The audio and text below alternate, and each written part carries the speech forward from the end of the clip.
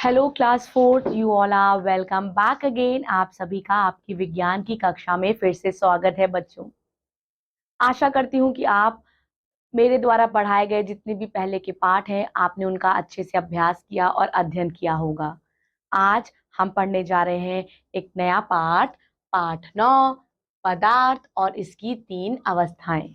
बच्चों, आज हम मैटर के बारे में पढ़ेंगे और इसके 3 स्टेट्स के बारे में पढ़ेंगे। चलिए स्टार्ट करते हैं। बच्चों, हमारे आसपास अनेक प्रकार की वस्तुएं पाई जाती हैं।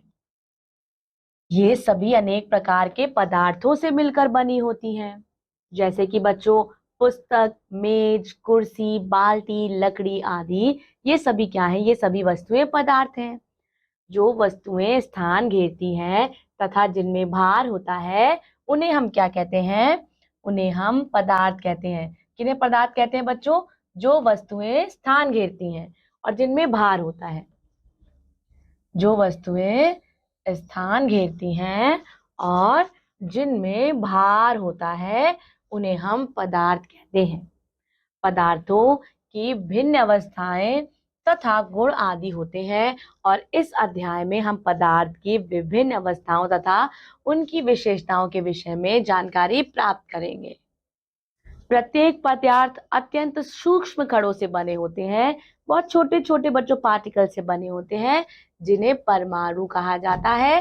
परमाणु इतने सूक्ष्म होते हैं कि इन्हें नंगी आंखों से नहीं देखा जा सकता। इन्हें देखने के लिए एक विशेष यंत्र की आवश्यकता होती है। इससे ये परमाणु निरंतर गति करते रहते हैं। बच्चों, ये देखिए 3 स्टेट कौन कौन सी है? एक है सॉलिड, एक है द्रव लिक्विड और एक है आपकी गैस। पदार्थ के गुण या पदार्थ की पहचान कैसे होती है? चलिए अब हम पढ़ेंगे बच्चों किसी भी पदार्थ के गुण और उसकी पहचान कैसे हम करेंगे। सभी पदार्थों के गुण विभिन्न होते हैं। किसी पदार्थ की विशिष्ट गुण से हम उस पहचान सकते हैं। निम्न गुण पदार्थ के विशिष्ट गुण कहलाते हैं। नंबर 1, छूकर या दबाकर, बाय टचिंग और प्रेसिंग। कुछ पदार्थ को हाथों से दबाया नहीं जा सकता, उन्हें कठोर पदार्थ कहते हैं, सॉलिड आइटम कहते हैं, जैसे ईंट, लकड़ी, लोहा आदि। कुछ पदार्थों को हाथ से दबाया जा सकता है, उन्हें मुलायम पदार्थ कहते हैं, जैसे कि रबर, रुई, स्पंज आदि। और बच्चों कठोर पदार्थ कौन से हैं? ईंट, लकड़ी, लोहा आदि। पदार्थों के रंग देखकर, बच्चों कुछ पदार्थ, कुछ सब्सटेंस के रंग देखकर हम पता लगाते हैं वो पदार्थ कैसे हैं। ठीक है, पदार्थों को देखकर उनके रंग रूप द्वारा भी उनकी पहचान की जा सकती है।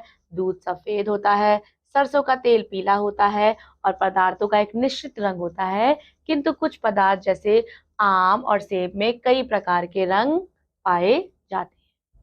बच्चों स्मेल करके भी बहुत सारे सब्सटेंस का हम पता लगाते हैं। कुछ पदार्थों की अपनी विशिष्ट गंध होती है, इस गंध के आधार पर उनकी परख आसानी से हो जाती है। कुछ फूलों की सुगंध अत्यंत मोहक होती है। मल, रसोई गैस, कीचड़ की गंध बहुत ही अप्रिय होती है। शुद्ध जल रंगहीन व गंधहीन होता है। अब हम बच्चों पढ़ेंगे पदार्थों का स्वाद चखकर, टेस्ट कर कर कैसे सब्सटेंस का पता लगाया जाता है। कुछ भोज्य पदार्थों को चख कर उनके स्वाद के आधार पर पहचाना जा सकता है। चीनी, गुड़ व शक्कर बच्चों मीठे होती है तथा नीम एवं करेला कड़वे होते हैं। नींबू, कच्चा आम आदि स्वाद में खट्टे होते हैं। हथौड़े से पीटकर, बाय बीटिंग विद हैमर। कुछ पदार्थों को जब हथौड़े से तोड़ा जाता है तो वे छोटे छोटे टुकड़ों में बिखर जाते हैं। उन्हें भंगुर पदार्थ कहते हैं, जैसे ईंट, शीशा, पत्थर आदि।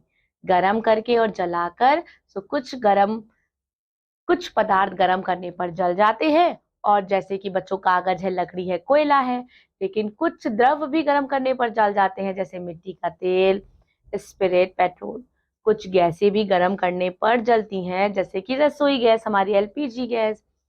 इनको ज्वलनशील पदार्थ कहते हैं। कुछ पदार्थ गर्म करने पर नहीं जलते, उन्हें अज्वलनशील पदार्थ कहते हैं, जैसे कि पत्थर, सोना, लोहा।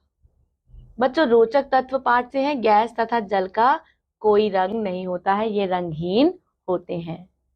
पदार्थ की विभिन्न अवस्थाएं। बच्चों अब हम पदार्थ की विभिन्न अवस्थाएं पढ़ेंगे। तो विभिन्न अवस्थाएं कौन कौन सी होती हैं? सॉलिड, लिक्विड और गैस। यानी कि बच्चों सॉलिड यानी कि ठोस, द्रव लिक्विड और हमारी गैस।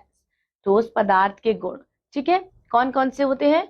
ठोस पदार्थ के अणु निकट होते हैं, उनके जो मॉलिक्यूल्स हैं वो क्लोजली पैक्ड होते हैं। ठोस के अणुओं में प्रबल आकर्षण बल होता है। ठोस के अणुओं की स्थिति लगभग निश्चित होती है। यही कारण है कि अपना निश्चित आकार बनाए रखते हैं। ठोस पदार्थों का आयतन एक समान रहता है, बदलता नहीं है। द्रव के बारे में पढ़ेंगे बच्चों, प्रॉपर्टीज। द्रवों के अणु ठोस पदार्थ की तरह अत्यंत निकट नहीं होते। इनके अणुओं में ठोसों की अपेक्षा कम आकर्षण रहता है। द्रव के अणुओं को अपने स्थान के चारों ओर घूमने की स्वतंत्रता होती है, इसीलिए द्रव आसानी से अपना आकार बदल लेते हैं। द्रव का आयतन तो निश्चित होता है किंतु आकृति निश्चित नहीं होती। वे जिस बर्तन में रखे जाते हैं, पानी को हम जिस भी बर्तन में लिक्विड को डालते हैं वो उसी का शेप ले लेते हैं। द्रव्य ऊपर से नीचे की ओर बहते हैं। बच्चों अब हम गैस की प्रॉपर्टी पढ़ेंगे।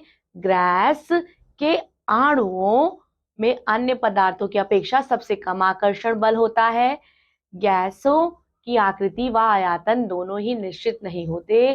गैस चारों ओर फैल सकती है और गैसों के अणुओं को अपने स्थान से इधर उधर घूमने की पूर्ण स्वतंत्रता होती है। अब बच्चों ये देखिए बहुत अच्छे से आपको डिफाइन किया गया है तालिका में। चलिए साथ में हम पढ़ते हैं, ठीक है बच्चों। जब हम ठोस की बात करते हैं तो हम ऐसे एक बॉक्स बना लेते हैं, ठीक है। अब इसके जो मॉलिक्यूल्स हैं बच्चों वो क्लोजली पैक्ड रहते हैं। इसके मॉलिक्यूल जो हैं, इसके जो अणु हैं वो क्लोजली पैक्ड रहते हैं, लेकिन इसके स्लाइटली बच्चों ढीले होते हैं इसके मुताबिक, और इसमें बच्चों एकदम ही लूज होते हैं। चलिए एक एक पॉइंट पे साथ में पढ़ते हैं। निश्चित आकृति होती है, अनिश्चित आकृति बर्तन आकार ग्रहण करते हैं और गैस अनिश्चित आकृति बर्तन का आकार ग्रहण करते हैं। निश्चित आयतन होता है, द्रव में निश्चित आयतन होता है और गैस में अनिश्चित आयतन होता है। कठोर आकृति होती है ठोस में, द्रव में कोमल आकृति होती है और गैस में कोमल आकृति होती है। ठोस को बह नहीं सकता बच्चों, और जो लिक्विड है ऊंचे स्थान से निचले स्थान पर बह सकता है, सभी दिशाओं में बह सकती है, क्योंकि बच्चों हमें पता है गैस जो है वो ऑल ओवर कहीं भी बह सकती है। इकट्ठा किया जा सकता है, इकट्ठा नहीं किया जा सकता है, इकट्ठा नहीं किया जा सकता है। ठोस कहीं भी रखा जा सकता है, लिक्विड बिना बर्तन के नहीं रखा जा सकता और गैस बंद बर्तन में रखा जा सकता है। पदार्थ की अवस्थाओं का एक दूसरे में परिवर्तन होना, हम पढ़ेंगे transformation of states of matter into each other. पदार्थों की तीन अवस्थाओं को एक अवस्था से दूसरी अवस्था में सरलता से परिवर्तित किया जा सकता है, इसे पदार्थ की अवस्था में परिवर्तन कहते हैं। उदाहरण एग्जाम्पल क्या है? हम जानते हैं बच्चों जल के तीन रूप होते हैं, बर्फ ठोस, गर्म करने पर जल द्रव में बदल जाता है, जल द्रव गर्म करने पर वाष्प गैस में बदल जाता है। यहाँ देखिए बच्चों, ठोस गर्म करने पर क्या हो जाता है बच्चों? द्रव में बदल जाता है, और ठंडा करने पर जल में वापस आ जाता है। अब द्रव गर्म करने पे बच्चों गैस बन जाती है और ठंडा करने पे फिर से वापस में जल बन जाती है। इस प्रक्रिया का विपरीत भी किया जा सकता है। ठंडा करने पर वाष्प गैस जल द्रव में बदल जाती है तथा ठंडे करने पर जल जो है द्रव बर्फ ठोस में बदल जाता है। अब हम पढ़ेंगे पदार्थ की विशेषताएं, प्रॉपर्टी ऑफ मैटर्स। पदार्थ की विशेषताएं। पारदर्शिता, जिन पदार्थों से प्रकाश विचरण कर पाता है या जिन पदार्थों के आर पार हम देख सकते हैं वे वस्तुएं पारदर्शिता का गुण रखती हैं।